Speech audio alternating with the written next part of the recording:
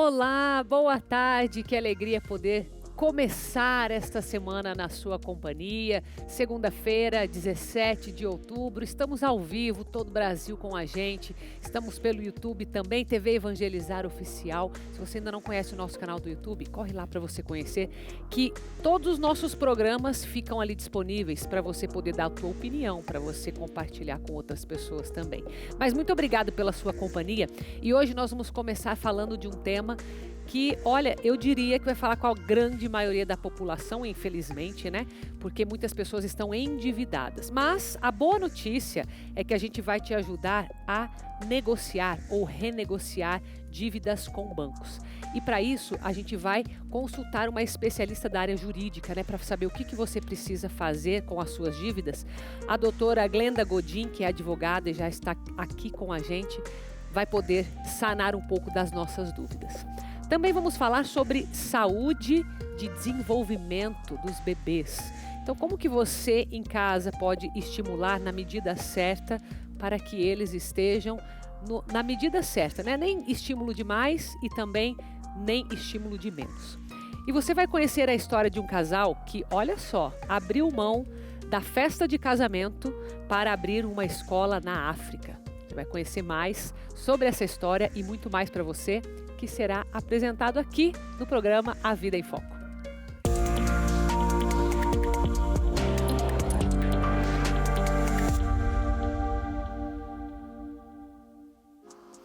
Abrindo essa segunda-feira para a gente falar sobre dívidas, e eu até levantei aqui para você uma certa preocupação, porque algumas pesquisas mostram um número bem alto com relação a dívidas das famílias brasileiras. 80%, é alto, né? Bom, isso será um problema maior se em cima dessas dívidas você não sabe quanto de juros que você está pagando ou se você está pagando muitos juros. Então a gente precisa entender o que é que está em jogo e se você tem condições de solucionar da melhor forma, né? Negociação ou renegociação de dívidas. Vamos falar sobre isso agora. Então eu estou aqui com a doutora Glenda Godin, muito bem-vinda, advogada, tudo bem? Tudo bem, boa tarde, Boa um prazer tarde. estar aqui com vocês. Eu que agradeço, viu? Bom, aqui a gente vai falar especificamente, doutora Glenda, de dívidas com bancos, né? Porque senão fica muito amplo, né? Então esse número até que eu passei é dívidas com bancos, não sei se eu cheguei a mencionar isso. Na tua visão, quais que são os maiores riscos, né? Que se transformam em maiores problemas quando se fala em dívidas nesse sentido, né? Dívidas com bancos. Certo. Hoje a gente tem, infelizmente, uma população super endividada. E quando a gente fala em dívidas com banco, o que mais nos preocupa é a questão do cartão de crédito. Porque o cartão de crédito é o que tem os juros mais altos. A gente tem alguns bancos que o cartão de crédito chega ao patamar de 300% ao ano. Nossa, é Então, muito alto. Exatamente, é muito alto. Não tem como dar conta de uma dívida dessa, né? Exato, porque é uma bola de neve. Então a gente teve, por exemplo, resoluções do Banco Central tentando evitar aquele crédito rotativo, ou seja, a pessoa não tem condições de efetuar o pagamento integral para que o banco não faça o financiamento automático. Porque, na verdade, se a gente for pensar, ninguém pode fazer nada simplesmente sem autorização efetiva, sem consentimento. né? Exatamente. Então, essa mudança que você está falando de legislação? Exato. É na rotatividade desse crédito. Na liberação dessa dívida ali. Exatamente, em fazer esse financiamento. Então, o que a gente normalmente recomenda, né? Tem lá uma dívida de cartão de crédito, não consegue quitar a dívida integralmente, que a pessoa se recorra, às vezes, a um empréstimo, seja na instituição financeira com quem ela tem já um relacionamento, ou até, às vezes, em outra instituição financeira, que os juros vão ser menores, para não deixar esse crédito, né, aí que ela tem, que ele continue com esses juros tão altos. A gente tem uma lei nova também de superendividamento que tem algumas possibilidades que a pessoa pode se recorrer de renegociação. Então, que ela tente também buscar essas legislações, mas principalmente evitar aqui que os juros continuem correndo, principalmente o cartão de crédito. E é interessante você falar isso, porque eu acredito que num conceito até mais de compreensão dessas dívidas, né? Vamos distinguir, porque o cartão de crédito é uma dívida, né? E muitas vezes a gente vê como uma facilidade, como uma oportunidade de adquirir aquilo que eu quero agora e parcelar e sem juros, ou seja, você compra sem juros, né? Então, por que eu vou pensar no cartão de crédito como uma dívida? Primeiro, que sem juros ele já seria uma dívida, mas ele tem esses juros absurdos, então acho que isso é interessante você guardar bem, né? É conversar sobre isso com as pessoas, né? De que existe um juro altíssimo, de mais de 300% ao ano, em cima do cartão de crédito. Não a fatura que você está pagando ali em dia, se você pagar atrasado, certo? Exatamente. Então, assim, o que a gente tem que pensar? Quando a gente fala em cartão de crédito, qualquer parcelamento, a pessoa precisa verificar qual é o orçamento que ela tem. A legislação fala que não pode atingir o mínimo existencial, ou seja, qual que é o percentual que eu ganho, né? E o que eu preciso para a minha moradia, para a minha alimentação, para lazer, até para deslocamento para o serviço. Tá. A legislação fala que esse percentual é de 25% do salário mínimo, o que daria R$300. Mas se a gente pensar que o mínimo existencial é para comer, para morar, para lazer, é pouco, né? É pouco, né?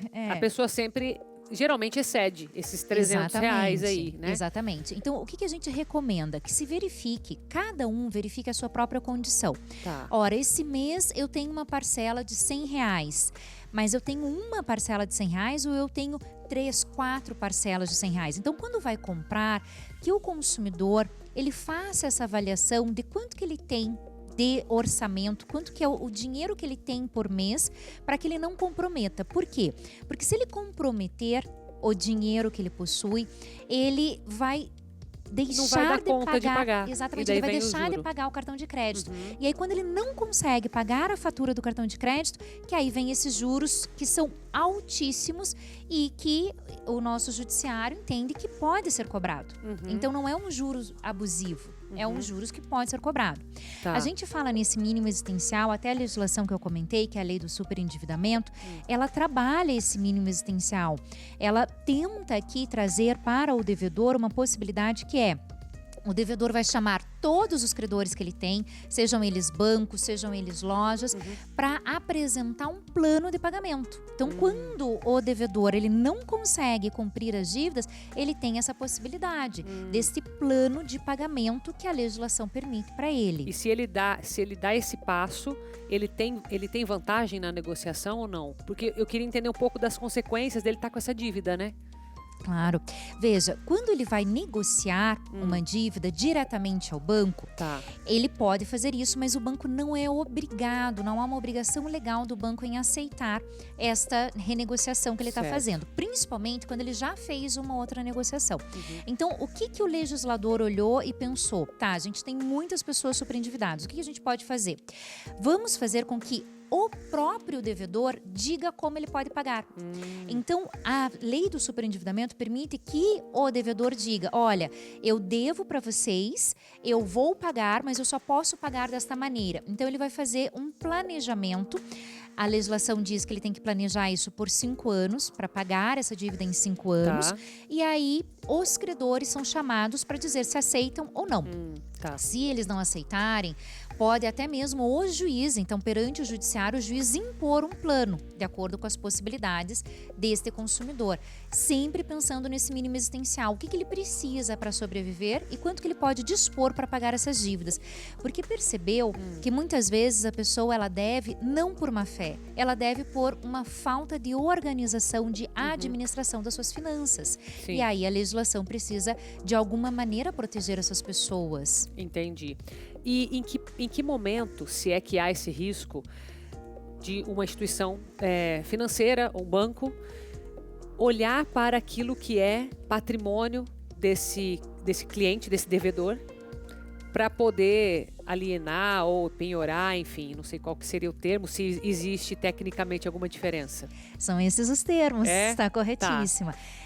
A partir do momento que tem a dívida e se verifica que não consegue fazer a quitação, então vamos para o cartão de crédito, já que falamos dele, né?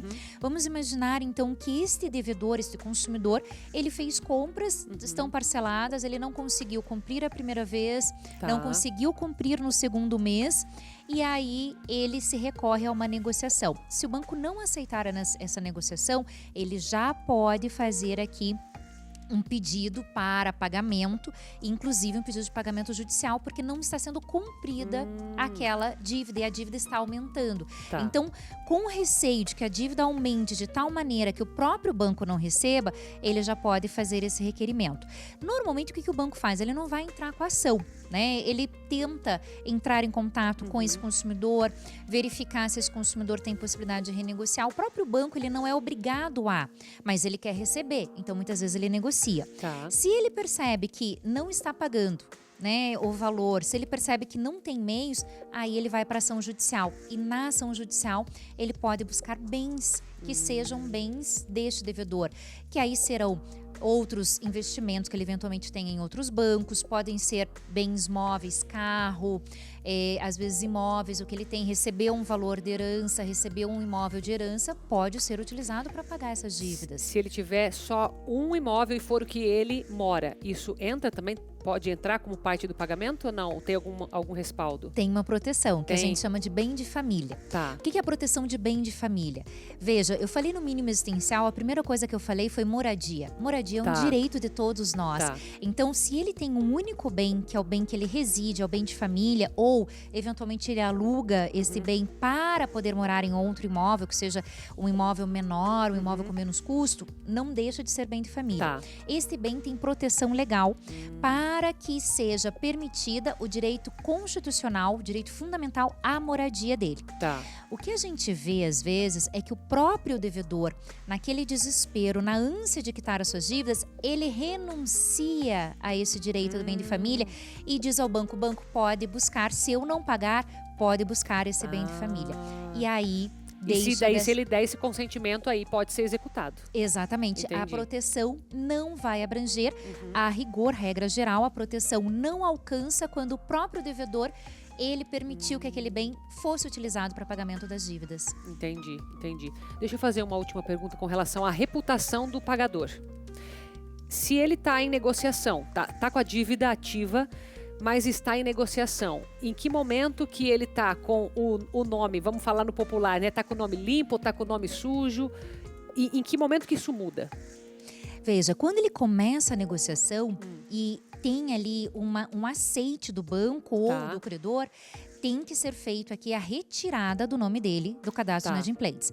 E como que funciona para inscrever o nome de alguém no cadastro de inadimplentes? A partir do momento que a pessoa não efetuou o pagamento da dívida, o credor informa, ele precisa informar que não teve o pagamento e que vai inscrever nos cadastros de inadimplentes. E aí pode ser inscrito. Isso é ruim para o credor, isso é ruim para a população em geral. Então é comum que o credor, né, que ele converse, tente conversar e negociar para evitar isso. E o devedor, muitas vezes, ele se dispõe a fazer a negociação para que não tenha o seu nome inscrito nos cadastros inadimplentes. O nome sujo na praça, que a gente diz, né? Sim, que é uma preocupação também. Eu disse que era a última pergunta, mas tenho mais uma, tá?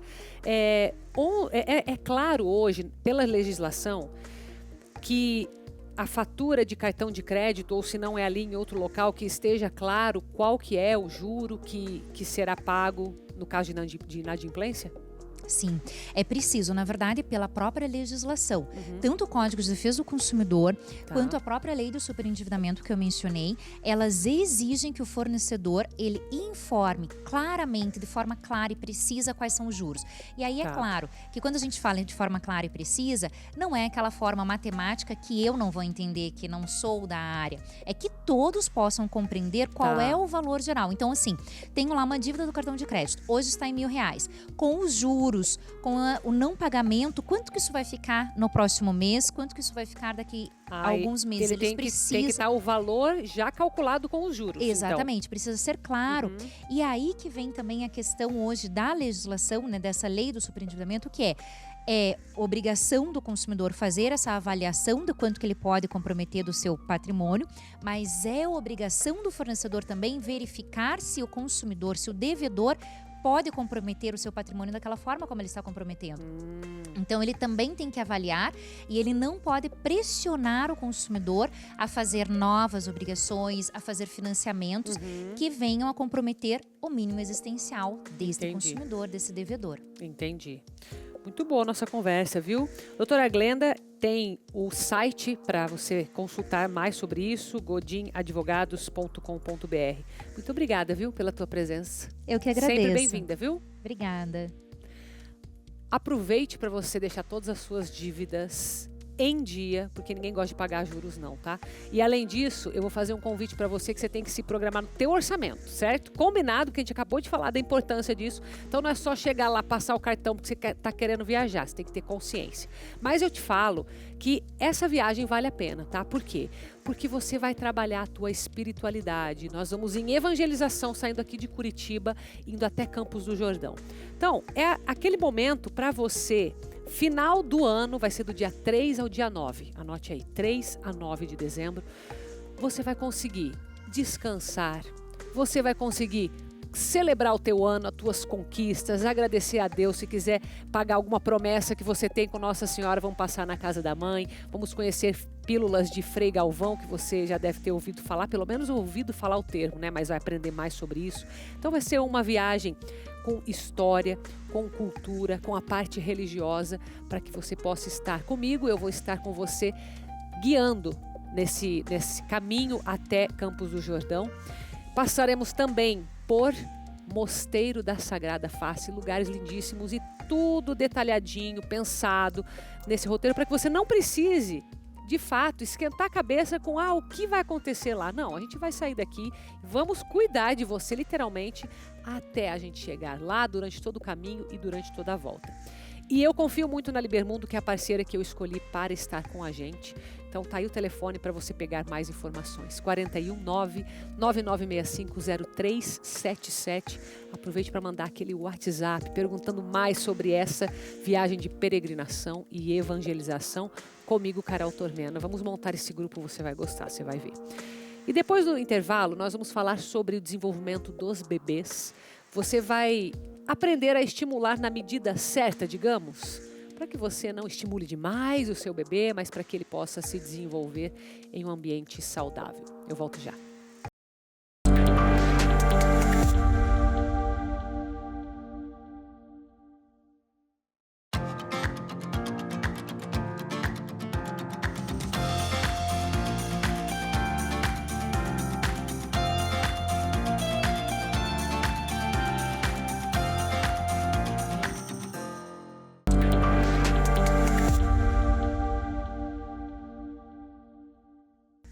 Já estamos de volta com o programa A Vida em Foco, aqui da TV Evangelizar. Uma TV que está sempre renovando a programação, viu? Graças à sua contribuição como associado da obra Evangelizar. Por isso eu quero compartilhar com você o que vem de novidade aqui na sua tela da TV Evangelizar. Olha só, primeiro, nós teremos a partir do dia 22 de outubro, que é o próximo sábado, às 2 horas da tarde, o Crônicas da Bíblia com Felipe Santos. É uma proposta bem jovem, né, de evangelização, uma proposta para você espalhar pelas pessoas de menos idade aí da sua família, tá? Também teremos, olha só, dia 22, mesmo dia, né, às 7 da noite, 22 de outubro, o novo programa da comunidade Colo de Deus. O nome do programa, Direct. Assuntos também com a cara do jovem, que é direto, rápido, é 30 minutos de muita partilha, com música e com muita leveza. Olha só, no dia 23 de outubro, que é domingo, então começando já às 6h30 da manhã, Meu Brasil é o nome do novo programa, que te leva em uma viagem com muitas histórias, cultura e turismo religioso. E também no domingo, só que agora às 9 da manhã, Despertar para o Amor com o padre Ezequiel Dalpozo. Também muita música, conexão, interatividade, novidades para você aqui na TV Evangelizar. Vamos falar sobre o desenvolvimento infantil agora, para você entender o que você pode fazer dentro da sua casa, dentro da sua rotina, né? Aquilo que já faz parte aí do teu ambiente e que pode ser um potencial de desenvolvimento para o seu bebê. E quem vai dar as dicas preciosas para a gente agora é a Ana Júlia Rodrigues, seja bem-vinda, que é mestre em educação e coordenadora da Escola Parlenda. Tudo bem? Tudo bem, obrigada, Carol. Eu que agradeço. Vamos delimitar um pouco a idade para a gente entender o que pode ser feito nessa questão do desenvolvimento do bebê. Já começa em qual idade e até quando que pode ser usado, que você vai falar para a gente? Olha, essa é uma ótima pergunta, porque quando a gente fala do bebê, A verdade é que não tem uma idade perfeitamente definida de quando que a gente deixa de ser um bebê. Ou quando deixa de ser um bebê, tá? Exatamente. Entendi. Quando começa, a gente pode dizer que é desde o nascimento. Tá. Né? Então, isso pode ser levado de alguma forma para uma infância um pouco mais crescida já. Não precisa ser só no bebê. Exatamente. Vem sempre acompanhado daquilo que é a idade. A gente costuma situar ali em torno de 1 ano e meio, 2 anos. Mas vem acompanhado também de outras conquistas que o bebê realiza. Como, por exemplo, a capacidade de se comunicar oralmente. Ou da conquista da marcha, caminhando. Tá. Então, a gente basicamente, você já me deu 2 aspectos aqui que acho que são uma referência boa, né? A comunicação, e aí já vem uma pergunta para você. Se eu tiver o estímulo certo para esse bebê, da comunicação, ele tende a ser um adulto que se comunica melhor? Olha, é bastante incerto. Tá. Não é seguro a gente construir esse tipo de relação. Porque não depende de um único estímulo, né? Imagina. Exato, exatamente. A questão de se tornar capaz de se comunicar oralmente depende, claro, de uma maturidade, de um desejo. Mas conforme o tempo passa, esse sujeito vai viver outras experiências, né? Vai ter diversas situações na vida dele que podem modificar a forma como ele se relaciona com o outro e a forma como ele se expressa. Então, a gente não consegue construir essa relação. Mas o que é certo, quando a gente olha para um bebê bem pequeno, é que desde que ele começa a perceber a existência do outro, do pai, da mãe, das pessoas que cuidam dele, ele está tentando se comunicar. E muitas vezes isso não começa oralmente, mas isso começa por meio do próprio corpo. Entendi. Então é importante, talvez, num aspecto mais emocional até, do que a habilidade em si de comunicação. Exatamente. Assim. E pensando no quanto a gente se comunica com os bebês, é muito frequente que a gente não fale com eles. Porque como o bebê não responde, o adulto muitas vezes se torna um adulto silencioso. O pai, a mãe, os professores, né? Não conversam com o bebê. Quando a gente deveria estar o tempo todo em diálogo, reconhecendo que ali tem alguém, um ser humano, só que pequenininho, que está tentando compreender o que significa ser humano e, portanto, como que ele vai se comunicar com o outro. Legal. Bom, e o segundo aspecto que eu ouvi você falar, primeiro foi essa questão da comunicação, que nem sempre é só falada, né? Ela tem outros aspectos. Seria a questão dos movimentos, então a parte mais motora, né? O ambiente que essa criança ou esse bebê está influencia nessa capacitação também ou não? Muito, influencia muito. A escola onde eu atuo, a escola Parlenda, a gente trabalha com uma abordagem que se chama abordagem picleriana. Picleriana? Exatamente. Foi desenvolvida por uma médica chamada Amy Pickler, húngara.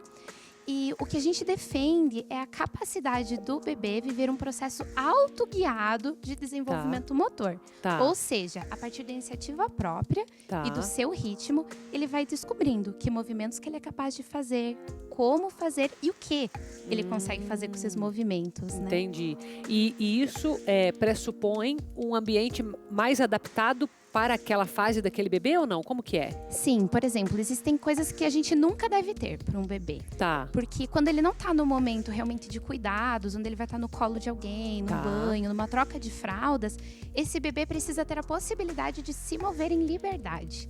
Então, o chão vai ser o primeiro ambiente de desenvolvimento, de exploração para esse bebê e o melhor, o mais seguro, que vai evitar quedas, que vai permite que o bebê perceba a si mesmo, o seu corpo, pressão, o chão, e como que ele pode se deslocar. E esse bebê vai se sentir profundamente respeitado e vai, por meio da autonomia, descobrindo o que ele é capaz de fazer. Interessante. Mas agora você me colocou uma interrogação na minha cabeça. A maioria dos trocadores, ele é alto pela questão ergonômica dos adultos, e isso não vai permitir essa locomoção do bebê. Seria uma adaptação, de repente, interessante para fazer em casa ou não?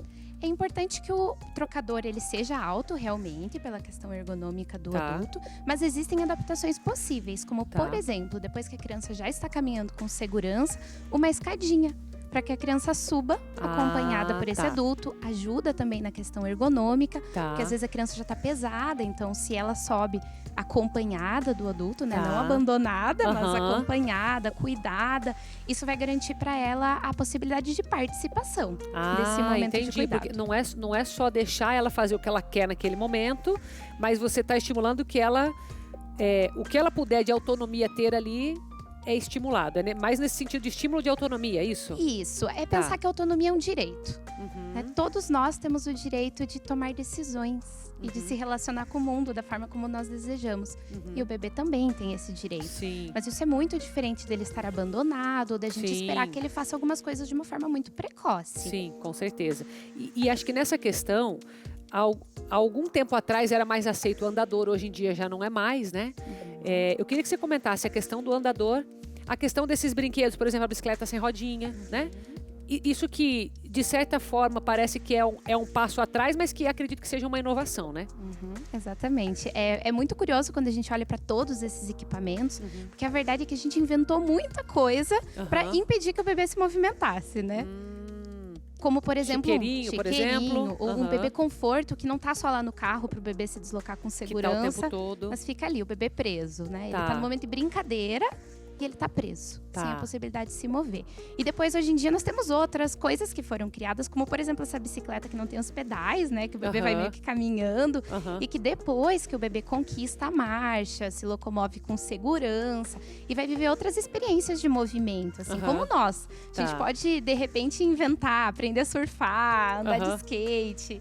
Para a criança, se mover é a grande maravilha do mundo, assim, ser capaz de se relacionar dessa maneira. Então, aprender uma maneira nova de se relacionar com esse mundo e também se relacionar com a cultura, porque isso é produção cultural, né? A gente inventou a bicicleta, a gente inventa essa bicicleta diferente para as crianças bem pequenas, expandir as possibilidades desse bebê ou dessa criança bem pequena de descobrir o mundo.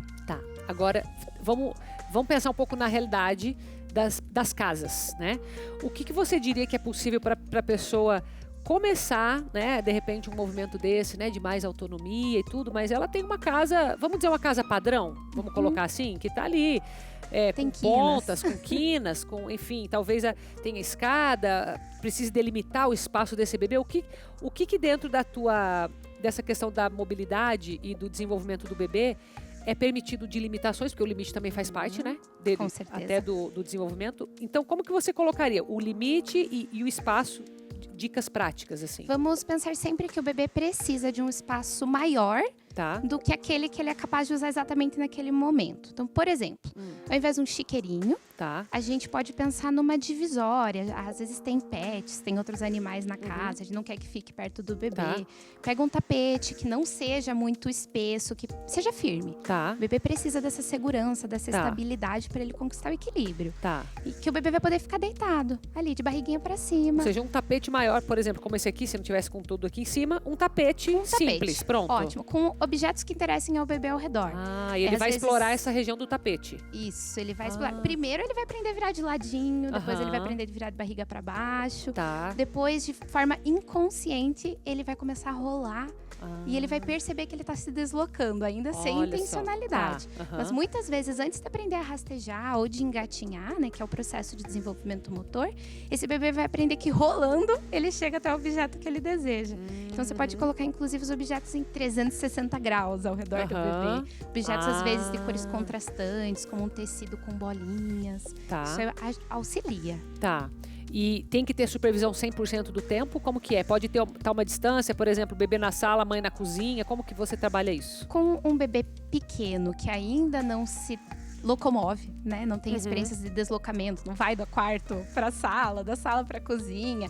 É possível você fazer esse tipo de acompanhamento, né? Tô na cozinha preparando o almoço e o meu bebê tá ali em segurança. Ou trazer um outro tapete para perto de si, para ele estar sob supervisão. Depois que eles começam a caminhar, engatinhar, realmente precisa de um adulto que esteja atento. Mas é extremamente importante para o bebê que, enquanto o bebê está fazendo a sua atividade, que é brincar, e é brincando que o bebê explora o mundo, o adulto esteja fazendo também a sua atividade. Porque muitas vezes a gente cria uma espécie de dependência na brincadeira. E daí aquela história de, mas meu filho não brinca sozinho. Ele precisa de mim o tempo todo do lado. Não precisa não precisa ter a supervisão lateral, digamos. Não precisa estar acompanhando em volta, mas precisa estar de olho, é isso? Exato, assim. E fazendo independente as atividades que pode precisam estar ser trabalhando feitas. no computador, por exemplo, e o bebê está brincando com seus objetos. Porque quando o adulto está ao lado, em supervisão, mas brincando, às vezes ele brinca pelo bebê. Né? É claro que o adulto tem que brincar com o bebê. Sim. O bebê Mas não pediu, o tempo demandou. todo, né? Não, É isso. Exato. E o adulto acaba fazendo coisas que o bebê ainda não é capaz de fazer. Empilha alguns blocos de um jeito que o bebê ainda não consegue. E depois depois deixa o bebê para brincar e o bebê fica ali, sozinho, se percebendo, na verdade, incapaz de fazer aquilo que o adulto propôs. Entendi. É bem complexo, né? Tem que dar uma estudada mesmo nisso, viu? Bom, Ana Júlia, você está Escola Parlenda lá no Instagram também, né? Para mais dicas, para você que quer saber mais sobre essa questão do desenvolvimento dos bebês. Muito obrigada pela tua presença, viu? De nada, Carol, foi um prazer. Eu que agradeço. E agora a gente vai falar sobre saúde, como que você pode ter os benefícios dos óleos essenciais como qualidade de vida para crianças e adultos. Acompanhe. Um estudo realizado pela Universidade Estadual do Rio de Janeiro detectou aumento de 90% nos casos de depressão e de 50% nas crises de ansiedade. Os brasileiros passaram a buscar soluções naturais para combater esses sintomas. Ainda de acordo com a pesquisa, uma das alternativas que mais ganhou destaque foi a aromaterapia. Quando você, por exemplo, não sei se você já teve essa experiência quando criança, em que você pegou, sei lá, um hortelãzinho, espremeu ele um pouquinho e saiu aquele cheiro bem gostoso de hortelã. Esse aroma são os óleos essenciais. Então a gente pode fazer isso com um monte de coisa, várias plantas. E quando a gente faz essa destilação, que é esse processo em laboratório, e tem concentrado, né, em frascos, esse óleo essencial ele tem propriedades terapêuticas. Então, o hortelã, por exemplo, ele é muito bom para enjoos, para dores de cabeça, ele também é analgésico, você poderia diluir, passar na pele. Então, a gente pode fazer isso com vários tipos de planta. Por ser uma substância natural e volátil, existem várias formas de usar. Uma delas é por via oral, tomando algumas gotinhas. Mas neste caso, é preciso o acompanhamento de um profissional especializado da área, pois não são todos os óleos que podem ser ingeridos. Os óleos essenciais a gente pode usar de diversas formas, eles são extremamente versáteis. A gente pode usar, por exemplo, usando o mais comum que o pessoal conhece, é que você abrir, sei lá, um frasco, usar por inalação, por exemplo, ou colocar no difusor, que nem esse aqui do ladinho, ou colocar no colar pessoal também, que daí com o calor do nosso corpo ele vai evaporando, vai sentindo o aroma. Os aromas por inalação, eles são bons para tratar ansiedade, questões respiratórias, uma alergia, por exemplo, respiratória que você tenha, ou simplesmente pelo aroma gostoso, que é também uma forma maravilhosa a gente usar os óleos essenciais. Desde 2018, a aromaterapia foi incluída no SUS como uma prática integrativa e complementar. O Brasil é considerado um dos 4 grandes produtores mundiais de óleos essenciais, mas tem pouco tempo desde que essa substância passou a ser mais procurada. Há uns 4 anos atrás eu já vinha de queixas assim, de saúde e estava buscando uma forma mais natural de tratar meu bem-estar, a saúde minha, da minha família. E fui convidada para ir numa palestra onde eu soube, né, e conheci os óleos essenciais. Então lá nós experimentamos, a gente conseguiu inalar e experimentar alguns dos óleos e ter contato com eles. E já na saída a gente já sentiu algo diferente. A minha filha, de imediato, ela fumava na época, e ela tentou acender um cigarro, ela não conseguiu, ela sentiu um enjoo. Então ela percebeu que algum dos óleos já tinha inibido essa vontade, a compulsão do cigarro. Então fomos para casa, depois passou um tempo, eu comecei a pesquisar, estudar, ler a respeito, ir atrás do que eram os óleos essenciais e começamos aos pouquinhos a introduzir na nossa rotina do dia a dia. E depois do intervalo você vai conhecer essa história que é no mínimo curiosa, né? Um casal que abriu mão da festa de casamento para construir uma escola na África. Eu volto já.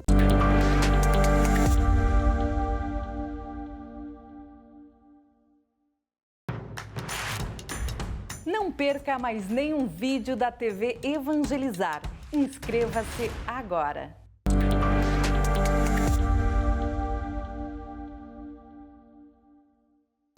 Já estamos de volta com o programa A Vida em Foco desta segunda-feira.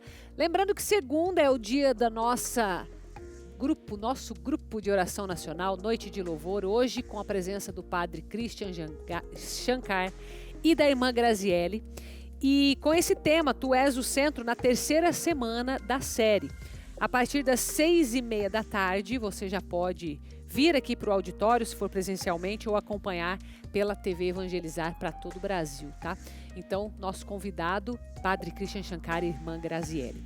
E agora eu quero chamar você para conhecer essa história do casal que literalmente abriu mão da festa de casamento, mas eles são casados, viu? Continuaram casados, não abriram mão do casamento, não.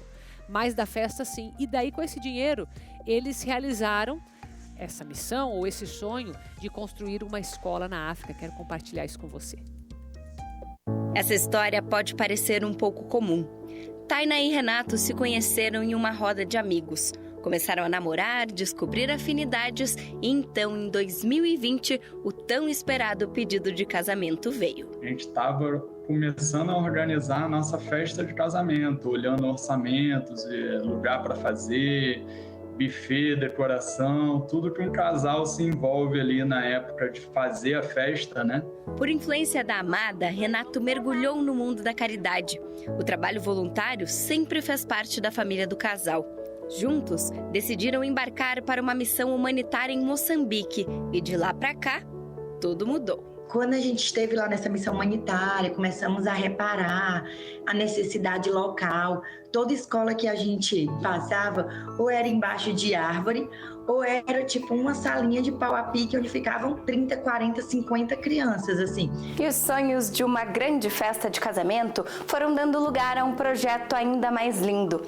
Eles decidiram pegar todo o dinheiro que gastariam, juntar com todos os presentes que receberiam e trocar pela construção de uma escola na África.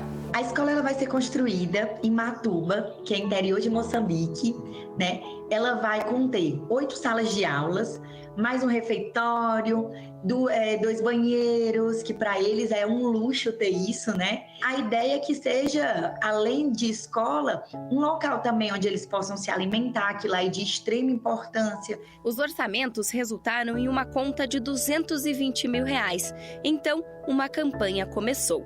A cada R$1 que os convidados doassem, eles doariam mais R$1 para esse sonho virar realidade.